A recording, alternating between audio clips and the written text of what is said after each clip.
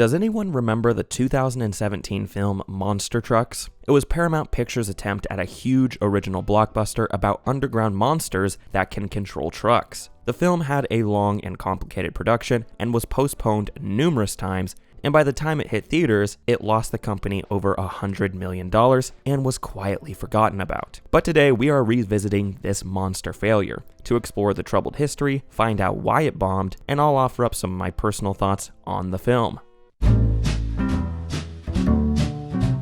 The idea for 2017's Monster Trucks came from then Paramount Pictures president Adam Goodman. Well, actually, it came from his 4-year-old son. Goodman developed a pitch for the movie with the help of his son that took the concept of cars running on monsters instead of motors. Paramount greenlit the film in the summer of 2013 alongside Nickelodeon Movies and Disruption Entertainment, and the writing duo of Jonathan Abel and Glenn Berger were hired to pen the script, who you may know as the scribes behind Alvin and the Chipmunks' The Squeakquel and Alvin and the Chipmunks' Chipwrecked. As for the director, the co-founder of Blue Sky Studios, Chris Wedge, was hired to helm the project. Initially, the film was envisioned as an animated movie, but at some point during the development, the decision was made to pivot to live action. Although Wedge had directed animated films before, such as Ice Age, Robots, and Epic, this would be his feature film debut for a live action movie. The production was given an initial budget of $100 million, and a release date of May 29th of 2015 was set. For the lead actor, we got Lucas Till, who you may recognize as Havoc from the X-Men franchise. We also got Jane Levy as the love interest and Rob Lowe as the main antagonist. Principal photography kicked off in April of 2014 and lasted until July, shooting primarily in Vancouver, Canada.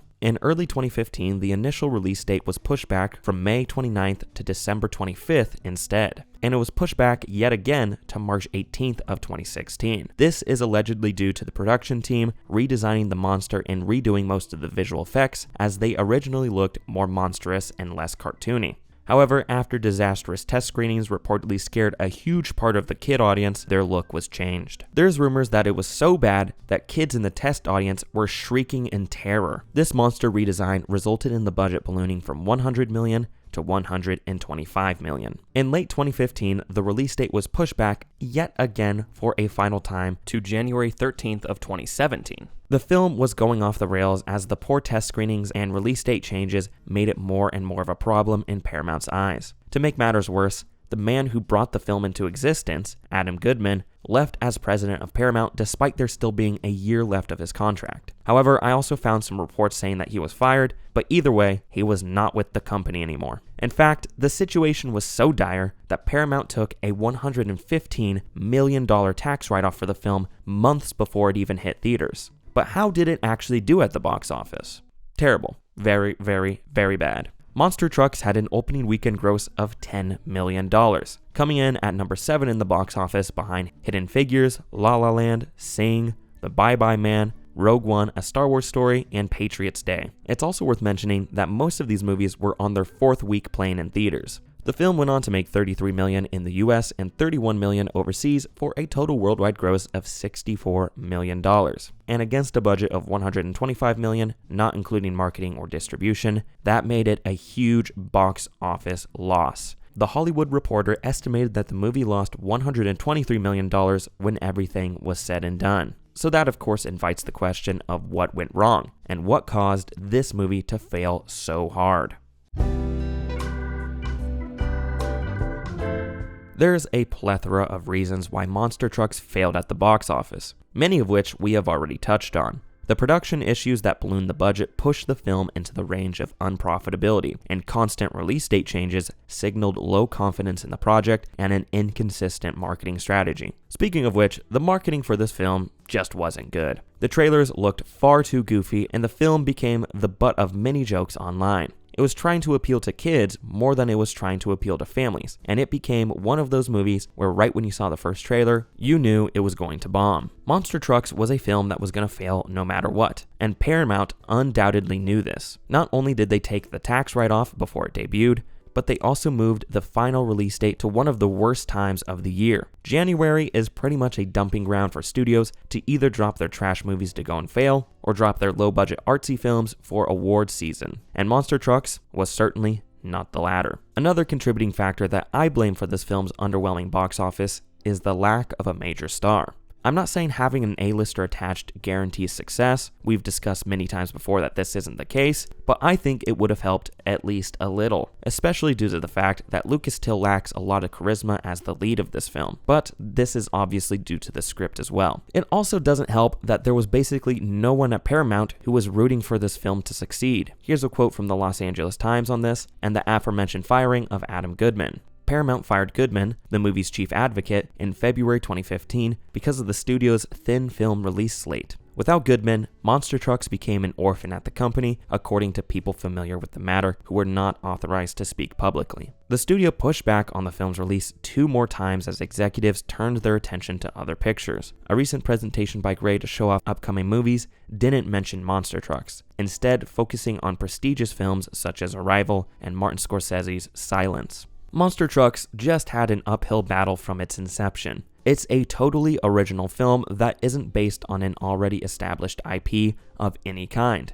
Inherently, this isn't that big of a problem, but if you want your original film to succeed in modern Hollywood, it needs to be of a higher quality so it'll inspire positive word of mouth. And from one look at the reviews for this movie, you know that this wasn't the case. Monster Trucks currently holds a 32% critic and 51% audience score on Rotten Tomatoes, a 5.7 out of 10 on IMDb, and a 2.2 out of 5 on Letterboxd. Although it may have a few fans out there, as a whole it missed with most audiences. And one of those it missed with is me. So I would like to offer up some of my personal thoughts on why I don't think Monster Trucks is a good movie.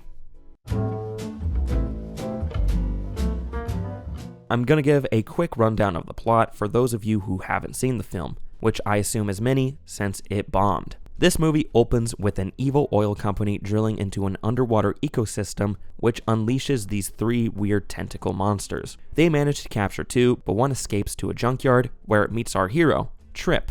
Trip protects this monster, which he calls Creech, and he fixes up his truck so that Creech can live inside it. This oil company sends out some goons to get Creech back, and hijinks ensue as they chase each other around. Eventually, the oil company decides they will kill the other monsters in the underwater ecosystem so that they can drill the oil underneath them, or something like that. So Trip and Creech team up with some other humans to set the other 2 monsters free, which, surprise, are actually Creech's parents. Then this family of monsters and our human protagonist stop the company from killing all the rest of the monsters. They cause thousands of dollars in property damage, I think they straight up kill a dude, and they save the day. Creech and his parents reunite with the rest of the monsters, and it's a happily ever after. To absolutely no one's surprise, I'm here to report that Monster Trucks is dumb as hell. No hate to you if you like this movie, but I'm about to rip it a new one, so just buckle up. The cast in this film is remarkably unremarkable. First off, we have Lucas Till portraying Trip, who is supposed to be a kid in high school, but he looks like a grown-ass adult. Then we have Jane Levy playing the love interest, Meredith, who is fine if not forgettable. These 2 really lacked some chemistry, and I did not buy them at all. It doesn't help that Trip is just a straight-up jerk to Meredith for 70% of this movie. We also have a great assortment of character actors like Holt McCallany, Barry Pepper, and Thomas Lennon. You may not know their names, but you know their faces, and I appreciate how they always put in effort no matter how bad the script is. And then there's a random Danny Glover appearance for 5 minutes, which was a nice surprise. But I gotta say, Rob Lowe in this movie might be giving one of the most phoned-in performances I have ever seen in my entire life. Every scene, it feels like he just woke up and read these lines for the first time. If you told me there was someone behind the camera holding him at gunpoint,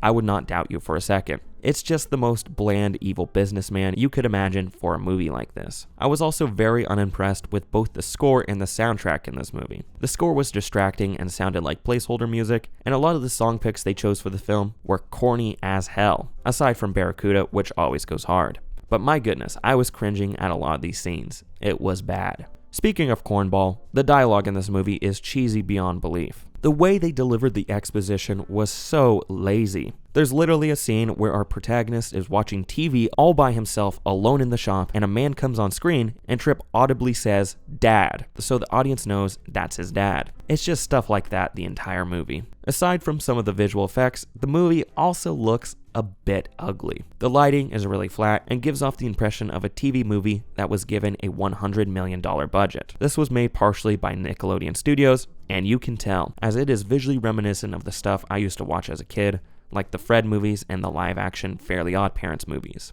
But even a bad film like Monster Trucks does have some redeeming qualities. The CGI of the monsters was surprisingly good, and the car chase through the town in the middle of the movie was lots of fun. The blocking they did with that chase had its creative moments. I could really see kids having fun with this movie, but for everyone else, it's just a waste of time. If you want a fun family film, just throw on Lego Batman or something.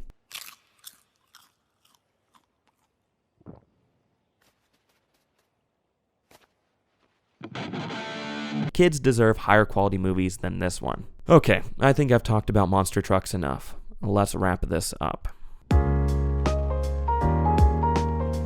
Monster Trucks was such an odd film for Paramount to dump $125 million into. It was an idea partially created by a 4-year-old that had to be delayed because early test screenings caused kids to scream in terror. And once the film was finally finished, Paramount already knew they had a dud on their hands and actively tried to pretend it didn't exist. But it does exist because I unfortunately had to watch it. So that's the history behind the monstrous failure of 2017's Monster Trucks. But what did you think of the movie? Have you seen it? I'd love to know your thoughts in the comments. This has been Tom from Isenhart Productions, and thank you so much for watching. I'll see you next week.